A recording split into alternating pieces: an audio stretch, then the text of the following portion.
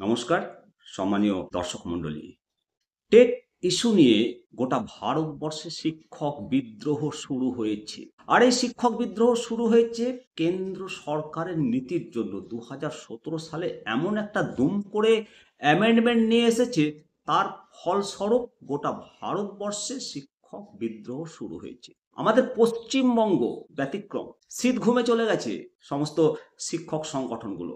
যে ঘটনার সূত্রপাত মহারাষ্ট্র থেকে, টেট ম্যান্ডেটরি ইস্যু, সেই মহারাষ্ট্রে এমন শিক্ষক বিদ্রোহ শুরু হয়েছে, তারা একেবারে ধর্মঘট করে বন্ধ করে সরকারকে চাপে ফেলেছে। সংসদে একের পর এক বিজেপি সাংসদ সরকারের বিরুদ্ধে সোচ্চার হচ্ছে।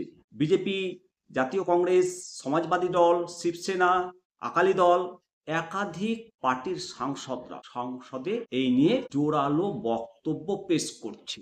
একাধিক রাজ্যের শিক্ষক সংগঠন তারা দল বেঁধে র্যালি করে, শক্তি প্রদর্শন করে, শান্তিপূর্ণ বিক্ষোভ মিছিল করে তারা সাংসদদের কাছে স্মারকলিপি পেশ করছে। দেখাবো সেই চিত্র, সেই ভিডিও আপনাদেরকে দেখাচ্ছি, দেখুন। অথচ পশ্চিমবাংলার শিক্ষক সংগঠনগুলো শীত ঘুমে, একেবারে শীত ঘুমে।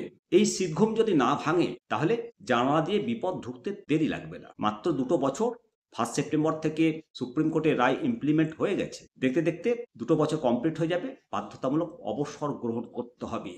সুতরাং চুপ করে বসে থাকলে হবে না। কেন্দ্রের বিরোধিতা করার উপযুক্ত সময় এই নীতির, এই শীতকালীন অধিবেশনেই কেন্দ্র সরকারকে চাপে রেখে এই অ্যামেন্ডমেন্টটা আনতেই হবে। আর সেই দায়িত্ব পশ্চিমবাংলার সমস্ত শিক্ষক সংগঠনগুলো, কে বিজেপি, কে তৃণমূল, কে কংগ্রেস, কে নন পলিটিক্যাল শিক্ষক সংগঠন, এইসব ভেদাভেদ ভুলে সমস্ত শিক্ষক ঐক্য জিন্দাবাদ বলে সময় এসছে। যেরকম মহারাষ্ট্র বিপ্লব দেখালো, উড়িষ্যাতে বিপ্লব চলছে, শক্তি প্রদর্শন চলছে, তারা এই শীতের ঠান্ডাতে রাত্রি জেগে তারা বিপ্লব করছে, স্কুল বন্ধ রেখে বিপ্লব করছে। পশ্চিমবঙ্গেও এরকম একটা শক্তি প্রদর্শন, শান্তিপূর্ণ একটা বিপ্লব, শিক্ষক ঐক্য দেখানোর সময় এসছে। অবশ্যই সমস্ত শিক্ষক বন্ধু আপনারা সজাগ হয়ে এই শক্তি প্রদর্শন করার সময় এসছে। এই শীতকালীন অধিবেশনেই যদি অ্যামেন্ডমেন্টটা আমরা ঠিকঠাক না আনতে পারি, তাহলে পরবর্তীতে আবার কবে অধিবেশন বসবে, সেই